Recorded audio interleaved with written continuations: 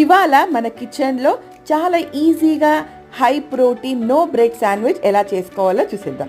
దానికి కావాల్సిన ఇంగ్రీడియంట్స్ ఫైన్గా కట్ చేసుకున్న bell peppers, green colour, yellow colour, red colour తీసుకున్నానండి.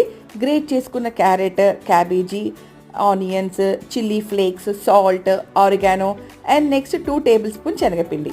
నెక్స్ట్ 1/2 కప్ రవ్వ, 1/2 కప్ కర్డ్.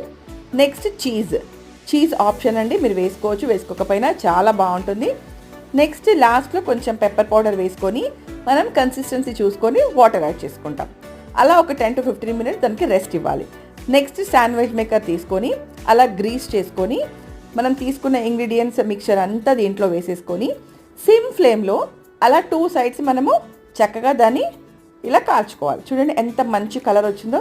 చాలా పర్ఫెక్ట్గా ఈజీగా 10 to 15 మినిట్స్లో ఇది అయిపోతుంది. తప్పకుండా ట్రై చేయండి.